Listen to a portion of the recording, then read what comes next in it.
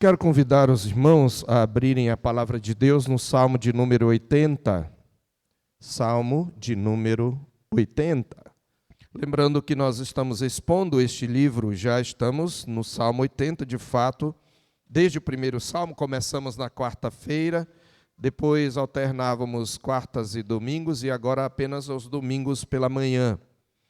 Salmo 80, meus irmãos, vai mostrar um rebanho disperso e a vinha devastada. Esse é o título da nossa mensagem, o rebanho disperso e a vinha devastada.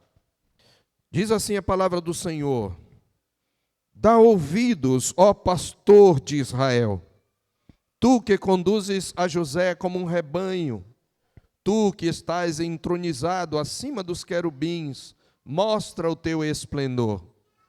Perante Efraim, Benjamim e Manassés, desperta o teu poder e vem salvar-nos. Restaura-nos, ó Deus, faze resplandecer o teu rosto e seremos salvos. Ó Senhor, Deus dos exércitos, até quando estarás indignado contra a oração do teu povo? Dás-lhe a comer pão de lágrimas e a beber copioso pranto. Constituis-nos em contendas para os nossos vizinhos, e os nossos inimigos zombam de nós a valer. Restaura-nos, ó Deus dos exércitos. Faze resplandecer o teu rosto, e seremos salvos. Trouxeste uma videira do Egito, expulsaste as nações e a plantaste. Dispuseste-lhe o terreno, ela deitou profundas raízes e encheu a terra. Com a sombra dela, os montes se cobriram, e com os seus sarmentos, os cedros de Deus. Estendeu ela a sua ramagem até o mar, e os seus rebentos até o rio. Por que lhe derribaste as cercas, de sorte que a vindimam todos os que passam pelo caminho? O javali da selva a devasta, e nela se repastam os animais que pululam no campo. Ó Deus dos exércitos, volta-te, nós te rogamos, olha do céu e vê, e visita esta vinha. Protege o que a tua mão direita plantou, o sarmento que para ti fortaleceste. Está queimada, está decepada. Pereçam os nossos inimigos pela repreensão do teu rosto. Seja a tua mão sobre o povo da tua destra, sobre o filho do homem que fortaleceste para ti. E assim não nos apartaremos de ti. Vivifica-nos e invocaremos o teu nome. Restaura-nos, ó Senhor, Deus dos exércitos. Faze resplandecer o teu rosto e seremos salvos. Amém. Meus irmãos, o contexto do Salmo 80 é um dos mais sombrios da história de Israel. Só talvez menos, se é que podemos dizer assim, sombrio do que a queda de Jerusalém e do reino de Judá. Aqui, o reino do norte havia chegado ao fim.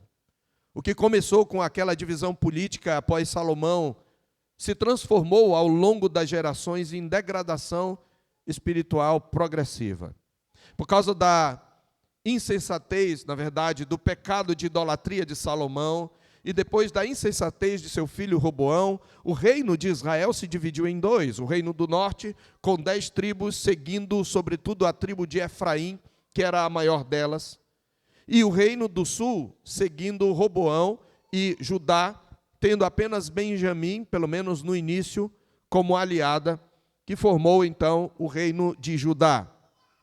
Mas agora, depois que houve esta divisão, nenhum dos reis de Israel, que tinha sua capital em Samaria, demonstrou nenhum tipo de piedade pelo Senhor. Desde o início, eles foram idólatras. A idolatria institucionalizada ao longo da história, já quando Jeroboão I assumiu, ele já colocou altares erguidos em Betel e em Dan. Ele colocou bezerros esculpidos para que o povo de Israel, o reino do norte, se dobrasse perante os ídolos para que não descesse até Jerusalém e assim ele não perdesse o seu poder político. Então a idolatria se tornou institucionalizada, altares foram erguidos em Betel e Dan, e uma rejeição persistente de profetas.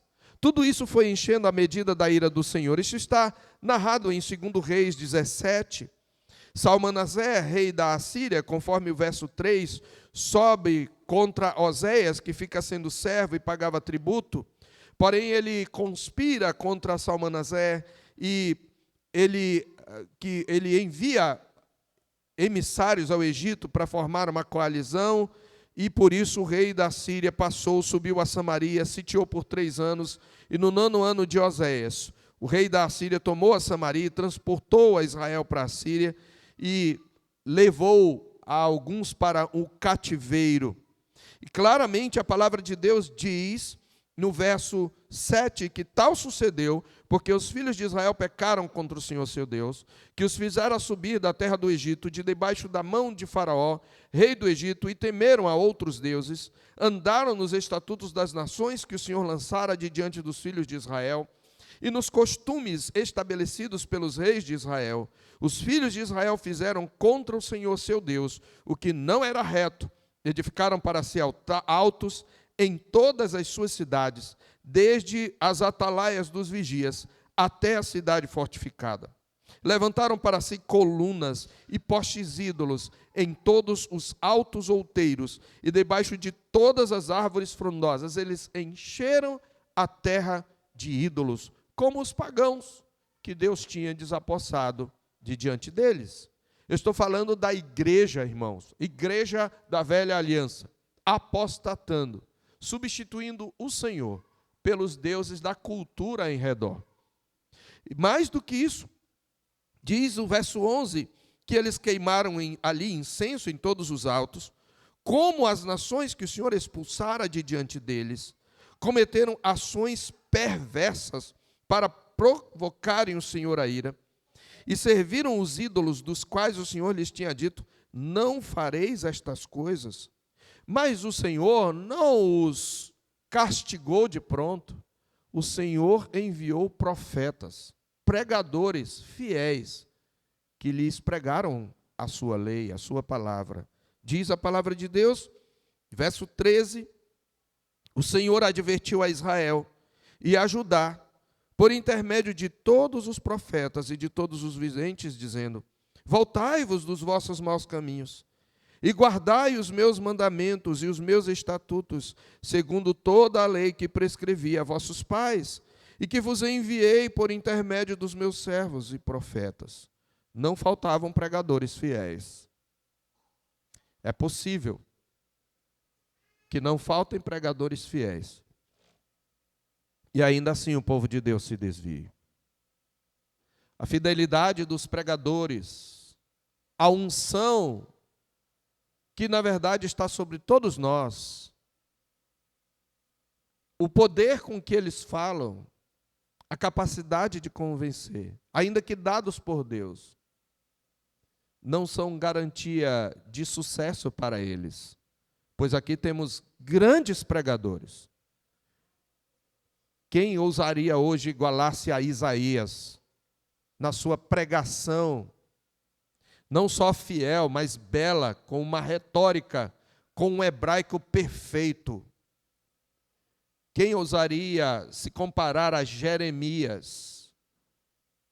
Mas estes profetas, mesmo fiéis, encontraram um povo obstinado e endurecido.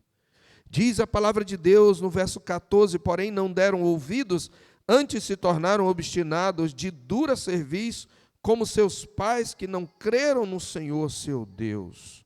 Rejeitaram os estatutos e a aliança que fizera com seus pais, como também as advertências com que protestara contra eles.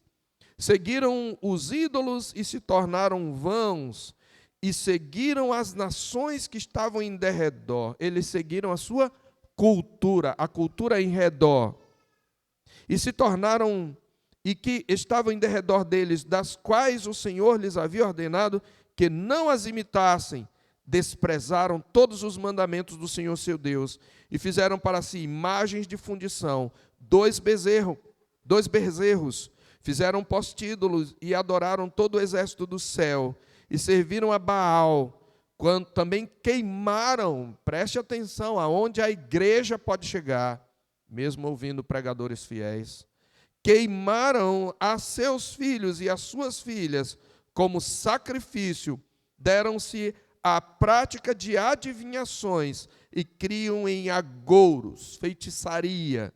Venderam-se para fazer o que era mal perante o Senhor, para o provocarem a ira, pelo que o Senhor muito se indignou contra Israel e o afastou da sua presença, e nada mais ficou senão a Judá.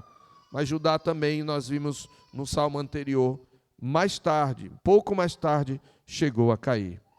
Então, meus irmãos, a idolatria institucionalizada, altares erguidos em Betel e Dan, a rejeição persistente da palavra de Deus por meio dos profetas, tudo isto foi enchendo a medida da ira do Senhor. Então veio o cerco. Os exércitos da Assíria avançaram sobre Samaria, cercando a cidade por 3 anos, como nós vimos. A fome num cerco, ela se instala porque o alimento, os mantimentos vêm das aldeias que estão em redor das cidades fortificadas. Então a fome, o povo se concentrou nas cidades fortificadas, mas não podia sair, e o alimento logo começou a escassear. Então a fome se instalou, a resistência se esgotou, e a esperança foi morrendo lentamente.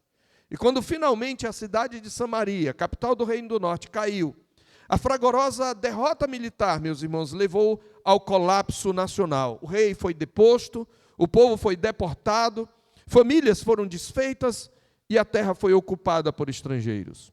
O povo antes organizado sob a aliança tornou-se um rebanho disperso entre as nações. Isso não foi mero resultado de forças geopolíticas. Irmãos, nunca é apenas o resultado de forças no tabuleiro geopolítico. Por trás dessas forças, que são apenas causas secundárias, está um Deus providente que está agindo para o bem e muitas vezes para a disciplina do seu povo. Então, não é apenas a mudança geopolítica que ocorre aqui. A Escritura está interpretando esse evento com clareza, como nós lemos. Não foi resultado de mudanças apenas no tabuleiro geopolítico, da estratégia dos reis da Assíria. Nunca é. Foi um juízo pactual de Deus. O povo rejeitou a lei do Senhor, desprezou seus mandamentos e seguiu outros deuses. Por isso, o Deus que os havia tirado do Egito agora os entregava às nações. Preste bem atenção nisto, igreja. Porque a igreja do Ocidente, há muito, começando no berço, onde foi o berço da reforma, começou a se afastar do genuíno evangelho. E hoje assiste à invasão de uma cultura paganizada ou islamizada. E isto não aconteceu da noite para o dia. O povo de Deus rejeitou a lei, desprezou os seus mandamentos e seguiu outros deuses. Por isso Deus os entregou às nações. Irmãos, é nesse contexto que se ergue esse salmo de lamento coletivo, o Salmo 80. A comunidade da aliança está sob o peso da disciplina divina. E agora, os piedosos, porque sim, havia piedosos em Israel que não concordavam com a idolatria reinante. Sempre há. Mas eles haveriam de sofrer juntamente com aqueles que quebraram a aliança, porque viria sobre toda a nação. E essa comunidade piedosa, sob o peso da disciplina, volta-se para Deus, sem negar o juízo, nem reescrever a história. Como um rebanho disperso e uma vinha devastada, a comunidade de Israel faz a única coisa que pode fazer numa terra arrasada. Ela clama ao Senhor. E você vai perceber neste salmo que 2 figuras se impõem. Na primeira metade do salmo, o salmista fala ao pastor de Israel. Por isso nós falamos de rebanho disperso. E ele vai descrever Israel como um rebanho disperso. Do verso 1 até o verso 7, onde nós encontramos, o verso 7 é o refrão do salmo, que se repete por 3 vezes. Ele fala no verso 3, restaura-nos, ó Deus, faze resplandecer o teu rosto e seremos salvos. No verso 7, restaura-nos, ó Deus dos exércitos, faze resplandecer o teu rosto e seremos salvos. E verso 19, restaura-nos, ó Senhor, Deus dos exércitos, e faze resplandecer o teu rosto e seremos salvos. Esse refrão marca as divisões do Salmo. E você vai perceber que se do verso 1 ao 7 você tem a figura do pastor, o pastor que dispersou o seu rebanho, dos versos 8 a 19, você vai ter a figura da vinha, do viticultor, o viticultor é aquele que cuida de uma vinha, de uma plantação de uvas, de videiras. Então, o viticultor devastou sua própria vinha. Esta é a ideia, meus irmãos. Então, o primeiro ponto da nossa mensagem é o clamor ao pastor soberano que dispersou o seu próprio rebanho. Clamor ao pastor soberano que dispersou o seu próprio rebanho. Que pastor cuja função é ajuntar o rebanho, que pastor dispersa o seu próprio rebanho? Foi o que aconteceu aqui. O Salmo se abre com este apelo direto. Dá ouvidos, ó pastor de Israel. Então, a primeira imagem, irmãos, ela estabelece imediatamente a perspectiva teológica da oração. O Deus a quem a igreja aqui da Velha Aliança clama não é um observador distante, é o pastor do seu povo, aquele que conduz, que governa e se responsabiliza pelo rebanho. E a referência aqui no verso 2 a José e a tríade Efraim, Benjamim e Manassés não é acidental, ela evoca a antiga ordem, irmãos, da marcha no deserto, quando essas tribos seguiam próximas da aliança. Se você ler Números capítulo 2, nós não temos tempo, você vai ver que havia uma disposição, o povo de Israel era chamado de um exército, embora fossem nada mais do que pastores que não tinham nenhum treinamento para a guerra, mas são os exércitos do Senhor dos exércitos. E na disposição você tem aí Efraim, Benjamim e Manassés, esta ordem. Durante a marcha, nós devemos lembrar lá, conforme Números 10, 35, ao levantar a nuvem de glória sobre o tabernáculo, Moisés clamava: levanta-te, Senhor, e dissipados sejam os teus inimigos, e fujam diante de ti os que te odeiam. E quando a nuvem parava, ele dizia: volta, ó Senhor, para os milhares e milhares de Israel. Então, a menção a essas tribos traz um pedido implícito. Ele está dizendo, lembrando da marcha mencionada em Números, a partir do Êxodo, mas sobretudo em Números, na caminhada para Canaã, é como se ele estivesse dizendo assim: age de novo, Senhor, como outrora, levanta-te à frente do teu povo. Naquela época tu reuniste o teu rebanho, tu o ajuntaste para junto de ti, tu estavas no centro. Veja que ele diz: tu que estás entronizado acima dos querubins. Ele está lembrando que o tabernáculo ficava no centro, e quando era para marchar, a arca se punha à frente, aquela nuvem se levantava, e ele está dizendo: olha, agora o teu rebanho está disperso, levanta-te de novo, reúne de novo o teu povo, levanta-te à frente do teu povo, manifesta a tua presença como no passado. Por outro lado, há aqui também uma confissão implícita, pois na fórmula mosaica evocada, os inimigos que odeiam o Senhor eram os que eram dispersos. Mas se Deus dispersou o seu rebanho, aqui está um ponto: que pastor dispersa o seu rebanho? Um pastor que é santo, um pastor que é justo, um pastor que não pode ver o mal, nem a iniquidade contemplar, um pastor que não faz acepção de pessoas, de tal maneira que quando o seu rebanho procede de igual modo, por igual modo como os gentios, ele vai tratar esse rebanho com juízo. Ele é um pastor que nos ama, mas ele é justo e santo. Ele é santo, justo e perfeito. E é exatamente isto, queridos. Ele está tratando Israel como se fosse seu inimigo. Ele ainda é o seu povo. Então, se Deus dispersou o rebanho, isso significa quebra da aliança, pela qual Israel, o povo eleito de Deus, age como os seus inimigos. Por isso, a experiência presente não corresponde à memória da marcha triunfante de Israel rumo à terra prometida.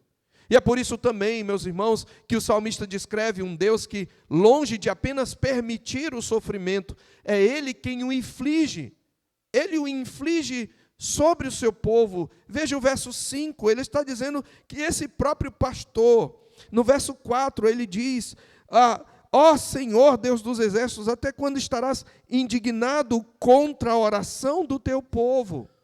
Ou seja, ele não só não está ouvindo, ele está indignado, porque era uma oração que procedia de corações impuros, de um povo rebelde, que durante toda a semana quebrava a aliança e depois chegava para orar ao Senhor. A indignação de um coração impuro pelo pecado, ela indigna ao Senhor, por mais bela que seja, meus irmãos.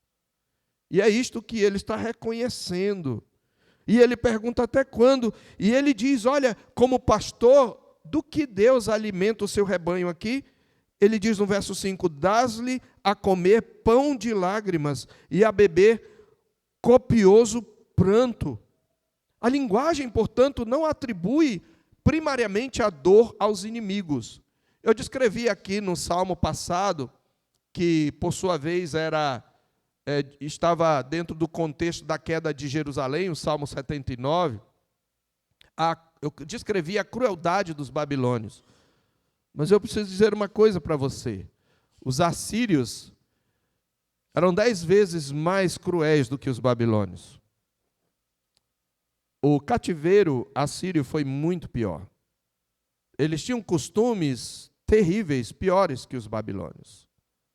Mas aqui o salmista está dizendo que a dor não é atribuída primariamente aos inimigos. Eles são responsáveis, mas a fonte última dessa dor, desse castigo, é o próprio Deus da aliança que controla a história, governando inclusive os instrumentos do seu juízo. A Assíria é vara na sua mão. Isaías, quando Samaria caiu, ele fala sobre isso no capítulo 10, eu peço que você abra, inclusive mostrando que a Assíria, mesmo sendo instrumento do seu furor contra Israel, é também culpada. Não há negação da responsabilidade desses povos. No verso 5 de Isaías 10, o Senhor diz, ai da Assíria, cetro da minha ira. A vara em sua mão é um instrumento do meu furor. Envio-a contra uma nação ímpia e contra o povo da minha indignação lhe dou ordens. Quem é a nação ímpia? A igreja. É Israel. E para que dele roube a presa, e lhe tome o despojo, e o ponha para ser pisado aos pés como a lama das ruas. Mas qual é a culpa da Síria? Ela, porém, assim não pensa, o seu coração não entende assim, antes intenta consigo mesma destruir e desarraigar não poucas nações, porque diz, não são meus príncipes todos eles reis? Não é Calno como Carquemes? Não é Amate como Arpade e Samaria como Damasco? O meu poder, dizia o rei da Assíria, com soberba, o meu poder atingiu os reinos dos ídolos, ainda que as suas imagens de escultura eram melhores que as de Jerusalém e do que as de Samaria. Porventura, como fiz a Samaria e aos seus ídolos, não o faria igualmente a Jerusalém e aos seus ídolos?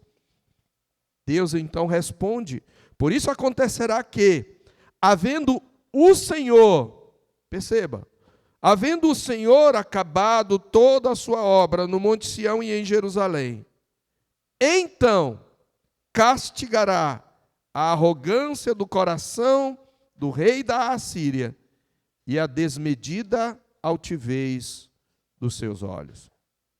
Por que ele cita Jerusalém e não Samaria? Porque depois de invadir Samaria, o rei da Assíria, mais tarde, fez um cerco em Judá, e nós já tratamos de um salmo com esse contexto, quando o Senhor o fez recuar, e não naquele momento Judá caiu, e o rei da Assíria morreu, morto pelos seus próprios filhos. Nós sabemos dessa história. Mas aqui, o próprio pastor está dispersando e entregando o seu rebanho. O pastor continua ativo, mas agora em disciplina. É a sua vara que está sendo usada aqui. Ele está tratando um rebanho que se encontra disperso sob a sua mão. Essa percepção impede, meus irmãos, qualquer leitura superficial da crise. E eu quero parar aqui rapidamente para fazer uma aplicação para nós, porque isso é para nós, igreja. Desperta, igreja. É para nós. A pergunta que nós fazemos, que nós devemos fazer, esta crise que nós vemos em nosso país, esta crise de tirania, de rapina, de corrupções, de arrepiar os cabelos, de juízes que, em vez de julgar, se atolam na mesma lama de corrupção. Esta crise no Ocidente, de uma paganização, de uma superficialização das igrejas, igrejas sendo invadidas pelo paganismo, não é algo superficial. Não é simplesmente fruto de uma conspiração de grandes corporações, elas existem. Mas ela é fruto da letargia espiritual da igreja. A igreja se acostumou com o conforto de viver num mundo que, de alguma maneira, seguia os seus valores, mesmo que externamente. Pois é assim quando o sal salga. A sociedade em seu redor se torna melhor. Há uma obediência exterior à lei de Deus. E eu falo exterior porque nem todos se convertem. E a igreja começa a ficar confortável.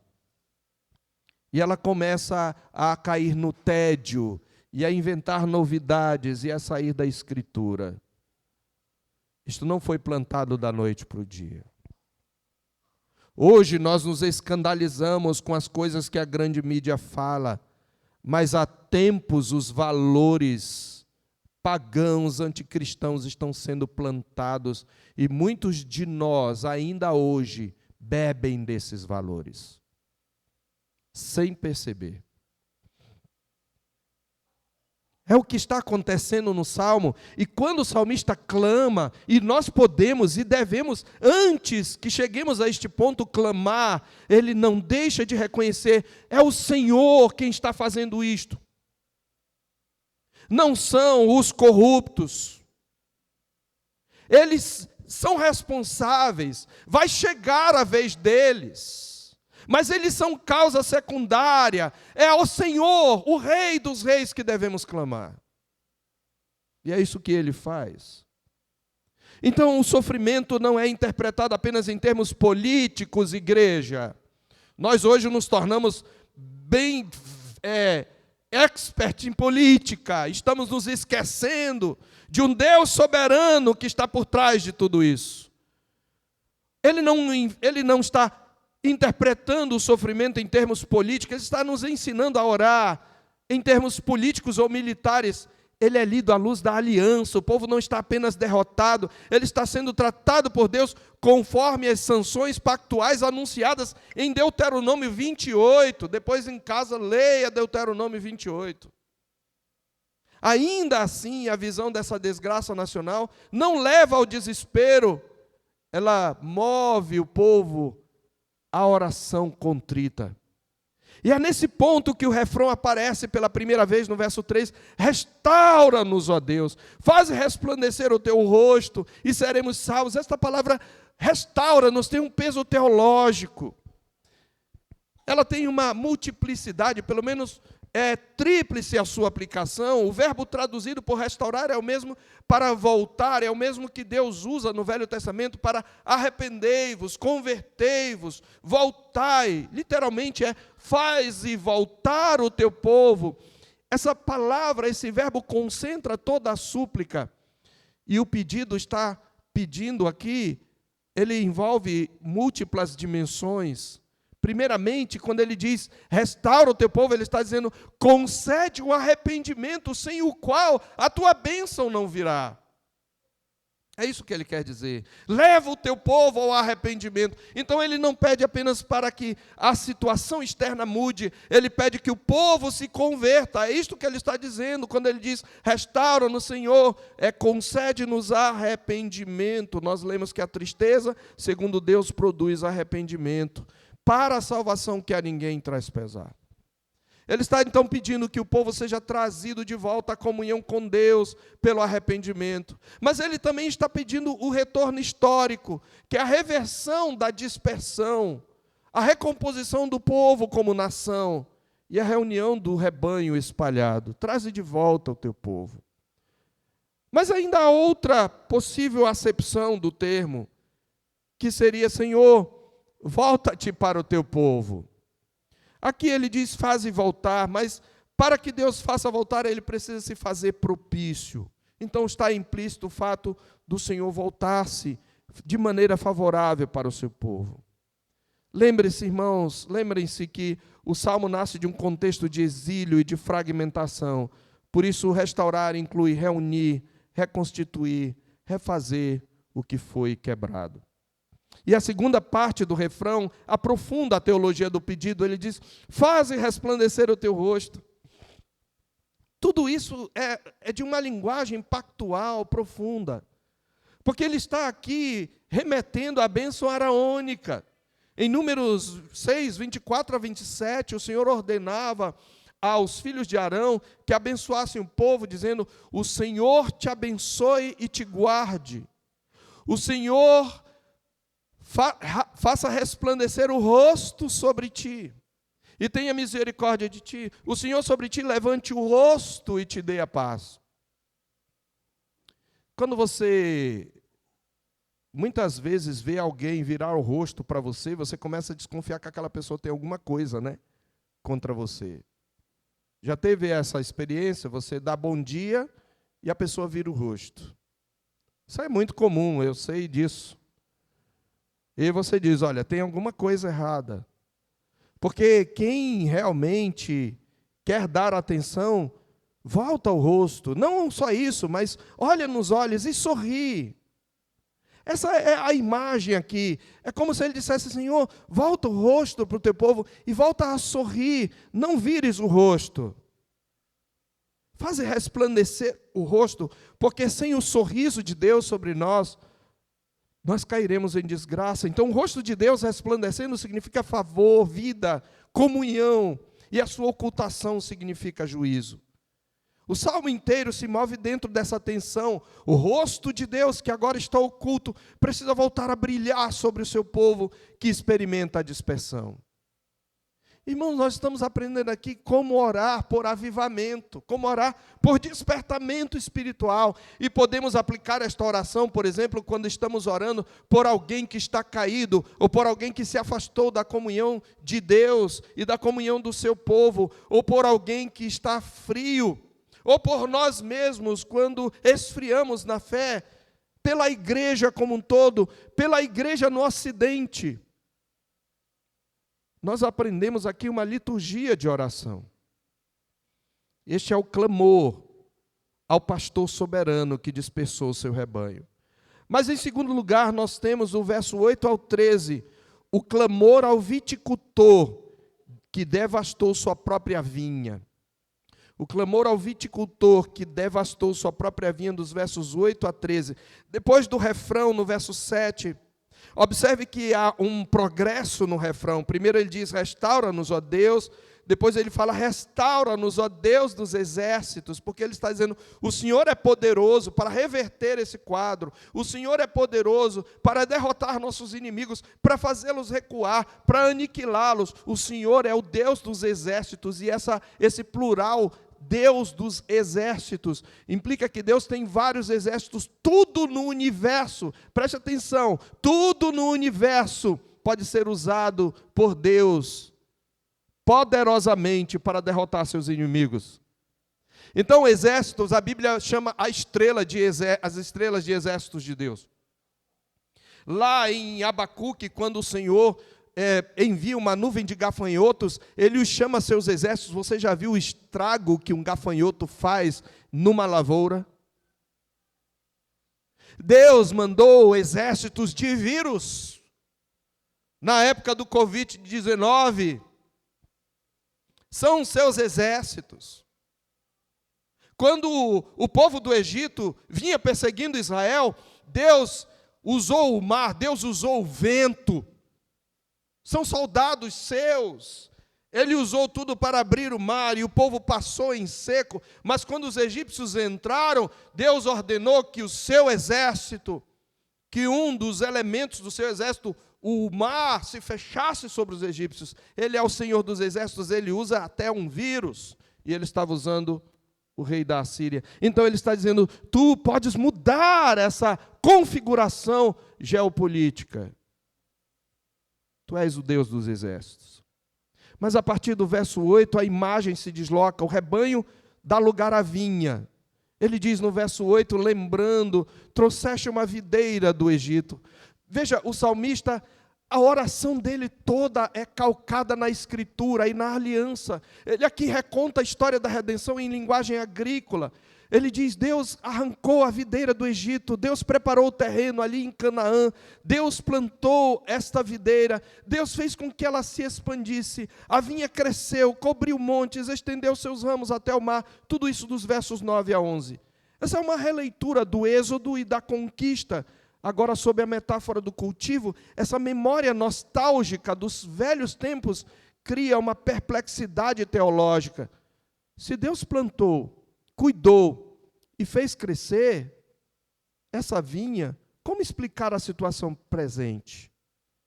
E, paradoxalmente, a explicação está implícita na pergunta que expressa a perplexidade, no verso 12.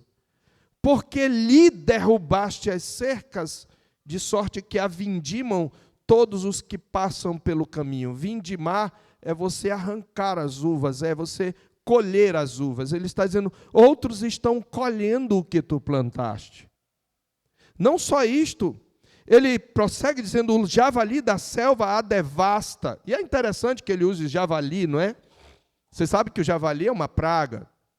No Brasil, ele foi introduzido e se tornou uma praga. Inclusive, não é proibido caçar javali, e a caça não consegue, de jeito nenhum, dar conta, porque eles devastam tudo. Então, ele está dizendo, o javali da selva devasta, e ele está usando, obviamente, uma figura de linguagem, e nela se repassam os animais que pululam no campo, a tua vinha está sendo devastada. Então, quando ele diz, porque lhe derrubaste as cercas, eram as cercas que protegiam a vinha. Então ele está dizendo, foi o Senhor mesmo que entregou. Na sua pergunta já tem a resposta. É por isso que nós estamos assim. A vinha que antes florescia agora está exposta, mas sua devastação não é atribuída ao acaso. Deus removeu a proteção. Animais a devoram, viajantes a saqueiam. A vinha foi devastada sob a direção do próprio viticultor. E essa imagem, meus irmãos, ela ecoa Isaías capítulo 5. Lá, Isaías faz um cântico, ele canta a vinha do Senhor, que são a casa de Israel e de Judá, e é muito interessante, porque Isaías viveu esta época, mais ou menos entre a queda do Reino do Norte, e ele morreu antes da queda do Reino do Sul, mas no capítulo 5 do seu livro, ele tem o cântico da vinha, observe o que está escrito ali. Agora cantarei ao meu amado o cântico do meu amado a respeito da sua vinha. O meu amado teve uma vinha num outeiro fertilíssimo, sachou-a, limpou-a das pedras, e a plantou de vides escolhidas, edificou no meio dela uma torre e também abriu um lagar. Ele esperava que desse uvas boas, mas deu uvas bravas, uvas que não dão vinho. Agora, pois, ó moradores de Jerusalém, homens de Judá, julgai-vos, peço, entre mim e a minha vinha. Que mais se podia fazer ainda a minha vinha que eu não lhe tenha feito, que eu lhe não tenha feito? E como, esperando eu que desse uvas boas, veio a produzir uvas bravas? Agora, pois, farei saber o que pretendo fazer à minha vinha, tirarei a sua sebe. Você sabe o que é sebe? É a mesma cerca do Salmo 80. é uma espécie de cerca viva, para que a vinha sirva de pasto. Derribarei o seu muro para que seja pisada, torná-la-ei em deserto, não será podada, nem sachada, mas crescerão nela espinheiros e abrolhos. Às nuvens darei ordem que não derramem chuva sobre ela. O Senhor dos exércitos ordena as nuvens. Porque a vinha do Senhor dos exércitos é a casa de Israel, e os homens de Judá são a planta dileta do Senhor. Este desejou que exercessem juízo, e eis aí quebrantamento da lei, justiça, e eis aí clamor. O próprio Deus retirou a cerca da vinha, por causa da infidelidade. A comunidade, então, meus irmãos, que ora, ela clama não a partir das suas impressões, dos seus sentimentos. Sim, os seus sentimentos a movem, mas não a dirigem. Ela clama a partir da Escritura e de forma coerente com a teologia da aliança. O salmista não tenta inocentar o povo, a devastação é compreendida como consequência da quebra pactual. Irmãos, Deus nunca entrega seu povo à toa. Ao mesmo tempo, essa mesma lógica, por outro lado, sustenta a esperança e fundamenta o clamor. Esse mesmo pastor pode voltar a cuidar da sua vinha. Porque veja os pronomes que ele usa para referir-se a Israel. Até quando, verso 4, ficarás indignado contra a oração do teu povo? O teu povo. E depois, quando ele fala da vinha, a vinha é tua. Ele diz: até quando o Senhor estará indignado contra a sua vinha? É tua, Senhor. Verso 15, ele deixa mais claro ainda: protege o que a tua mão direita plantou, o sarmento que para ti fortaleceste. Nós existimos para ti, nós somos para a tua glória, nós fomos formados em nação para ti, a vinha continua sendo tua, então tu és a esperança dessa vinha que tu dispersaste. Este é o sentimento paradoxal que deve estar em nosso coração, quando estamos debaixo da disciplina do Senhor. Ainda somos o seu povo, e por isso ainda há esperança. O seu castigo não é eterno como é o dos ímpios. A sua disciplina é temporal, o seu juízo é temporal e é corretivo. Em terceiro lugar, nós temos aqui o clamor pela visitação sobre a vinha arruinada, nos versos 14 a 16. O apelo, então, se fundamenta na obra anterior de Deus.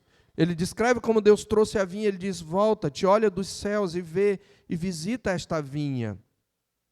O verbo visitar é teologicamente ambivalente, porque Deus também visita em juízo, mas agora ele é invocado a visitar em graça.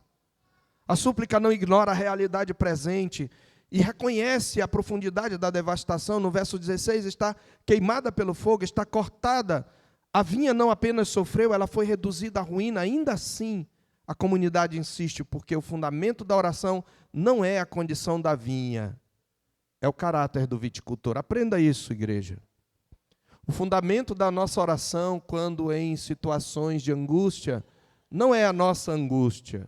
Ela deve ser descrita sinceramente, mas é o caráter daquele a quem nós clamamos. E aí, no verso 17 a 19, o Salmo vai ganhar contornos messiânicos, por que não dizer cristológicos?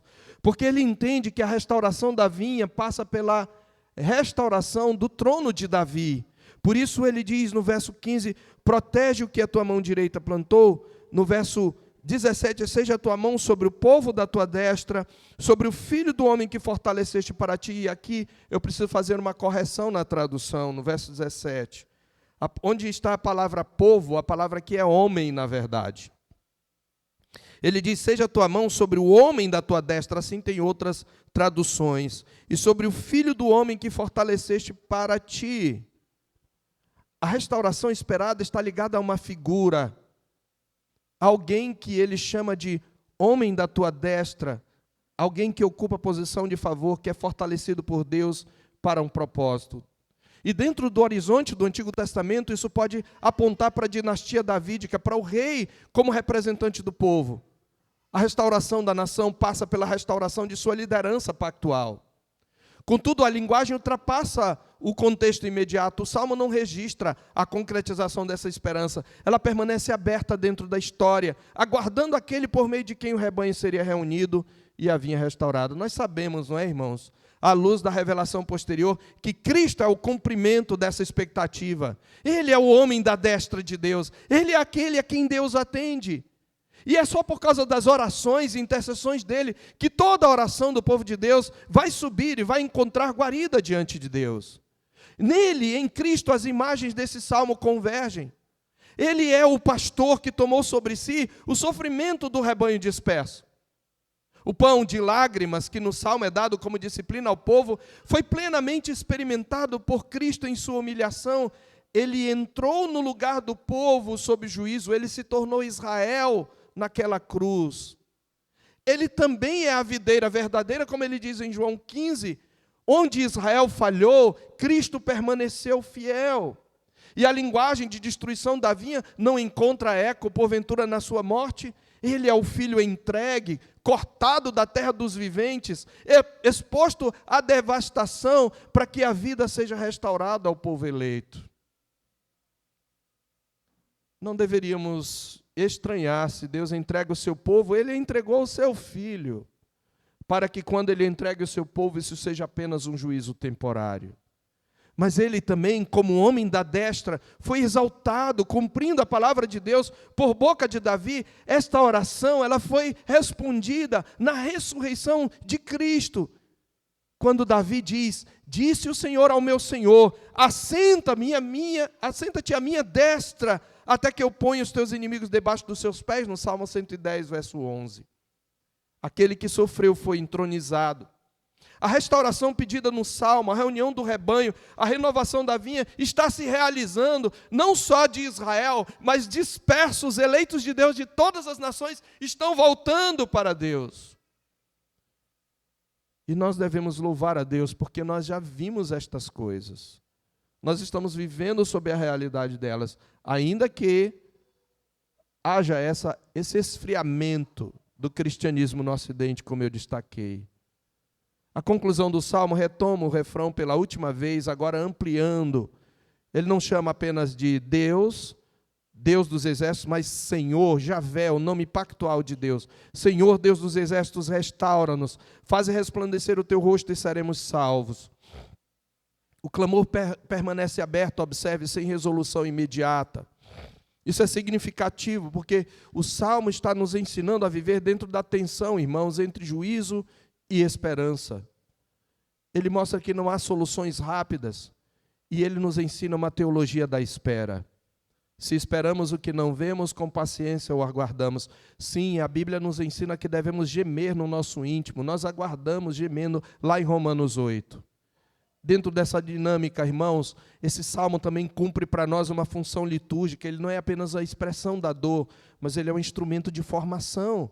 Ele ensina-nos como comunidade a interpretar o nosso sofrimento à luz das Escrituras e da aliança, reconhecendo a mão de Deus na história e clamando por restauração espiritual, com base no caráter de Deus. E a repetição do refrão sugere o uso congregacional, moldando a oração do povo. E eu já estou concluindo, isto é relevante para nós, a igreja na nova aliança. Porque o Salmo, mais uma vez, fornece categorias para nós lidarmos com tempos de crise espiritual e orar por avivamento. Quando no período do isolamento, como você orava? Senhor, acaba logo isso, ou você orava? Senhor, ajuda-nos a aprender, a ter um coração para aprender o que Tu queres nos ensinar com tudo isso, pois nós também fomos lançados nesse juízo, sobre esse juízo e disciplina. O Salmo nos ensina, irmãos, a lidar com tempos de crise e orar por avivamento. Veja o verso 18, vivifica-nos e invocaremos o Teu nome. Ele impede que nós, como igreja, interpretemos apenas os acontecimentos por indicadores externos ou por sentimentos internos, porque ele nos chama a uma leitura sempre teológica da realidade, onde disciplina, soberania e graça coexistem com as ações livres e responsáveis dos agentes humanos na história. Também reafirma que a restauração não emerge de estratégias humanas, da mudança política, mas da intervenção de Deus por meio do mediador que ele mesmo levantou, o Senhor Jesus. Assim, o Salmo 80 articula uma fé, meus irmãos, que integra juízo pactual, memória redentiva e esperança messiânica. Ele nos conduz a reconhecer a seriedade do pecado, a reconhecer e nos submeter à soberania de Deus na história, e a aprendermos a discernir a necessidade de uma restauração que só pode vir de Deus e que, à luz da revelação completa, se realiza em Cristo, reunindo o rebanho disperso e restaurando a vinha devastada. Queridos, esse salmo não termina, como eu falei, como restauração visível. Ele termina com clamor, e isto é instrutivo. Há momentos na história do povo de Deus em que a restauração ainda não chegou, mas a oração já foi ensinada. O povo de Deus deve aprender a esperar, a interpretar a realidade corretamente e a depender da ação de Deus. Nós sabemos claramente onde esse clamor encontra a resposta. O homem da destra já foi levantado, Cristo já reina. E ele está colocando todos os inimigos debaixo dos seus pés. Então, quais as aplicações que podemos trazer? Primeiro, aprenda a interpretar a realidade a partir do caráter de Deus e da sua aliança, e não dos seus sentimentos e do que você vê. Nós andamos por fé e não pelo que vemos. Aprenda a interpretar a realidade a partir do caráter de Deus e da sua aliança. A tragédia não pode ser interpretada apenas a partir dos sentimentos. Eles devem ser expostos. Nós vemos isso em várias exposições. Mas eles não são a base para a nossa análise. Também não é a partir de análises superficiais das circunstâncias. A tragédia é interpretada teologicamente. Deus está agindo, Deus está disciplinando, Deus está cumprindo a sua palavra. Essa é uma necessidade urgente para a igreja. Há uma tendência para aliviar tudo com base em percepções imediatas, crescimento numérico, estabilidade institucional, aceitação cultural. O Salmo nos obriga a perguntar uma coisa: o que Deus está fazendo hoje à luz da sua aliança? Ele nunca age de forma arbitrária. Ele age de acordo com seu caráter. E se há desvio, irmãos, haverá disciplina. Mas se há arrependimento, haverá restauração. Por isso a oração deve se estribar na palavra e não nas circunstâncias. Segundo lugar, reconheça que a disciplina de Deus é real, histórica e comunitária. Reconheça que a disciplina de Deus é real, histórica e comunitária. A queda de Samaria não foi um acidente, foi um ato de disciplina de Deus histórico. E o Novo Testamento confirma esse princípio. Paulo, em 1 Coríntios 10, versos 6 e 11, diz que aquelas coisas aconteceram como exemplo para nós. O autor de Hebreus aplica a mesma lógica à igreja perseguida no capítulo 3, no capítulo 4 e no capítulo 12, de 4 a 13 do seu livro, da sua carta. Ele diz: Deus disciplina quem ama. Isso exige seriedade. Deus continua disciplinando o seu povo, meus irmãos. Em Corinto havia fraqueza, doença e morte como expressão dessa disciplina, conforme 1 Coríntios 11, 30. Isso não pertence ao passado. A igreja contemporânea não está fora dessa realidade. E, além disso, a disciplina não é apenas individual, ela é comunitária. Terceiro, leia a história da igreja com categorias pactuais. A história confirma o que o Salmo ensina, irmãos. Você pode perceber que igrejas floresceram e desapareceram, religiões inteiras, ou melhor, regiões inteiras que foram centros do cristianismo hoje são marcadas por oposição ao evangelho. A Turquia é a mesma Ásia Menor, em parte. Veja o que está lá. Que domina lá? É o islamismo. Onde estavam igrejas do Novo Testamento influenciadas, uma região influenciada pelo cristianismo mergulhou em secularização após o abandono das Escrituras. Isso acontece na Europa, berço da Reforma. Há uma dimensão pactual. Quando a verdade é abandonada, a luz é removida. Isso está nas palavras do próprio Cristo às igrejas em Apocalipse 2 e 3. E o mesmo padrão está sendo observado no Ocidente. Há um crescimento numérico em alguns contextos, mas enfraquecimento doutrinário, superficialidade espiritual e acomodação ao espírito da época. No Brasil, o número de evangélicos cresce, mas a influência do evangelho decresce. A sociedade, a influência não acompanha na sociedade. E em quarto lugar, não presuma que somos diferentes de Israel, portanto.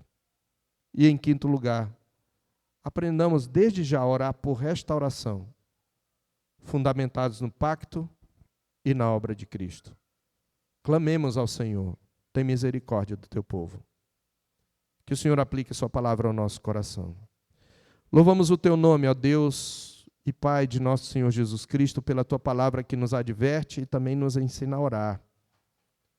Ajuda-nos, meu Pai, a olharmos para o mundo e não nos acomodarmos, que cause inquietação, mas que nossa inquietação não nos leve, Senhor, ao desespero, nem ao esfriamento, mas seja para nós um alerta e nos leve a uma oração que seja bíblica, que esteja firmada no teu caráter e no pacto. Ajuda-nos, Senhor, e ensina-nos a orar por avivamento. Nós te pedimos em nome de Jesus. Que a graça do nosso Senhor e Salvador Jesus Cristo, o amor sacrificial de Deus, nosso Pai, e a comunhão consoladora do Espírito seja conosco, com todo o povo de Deus, agora e para sempre. Amém.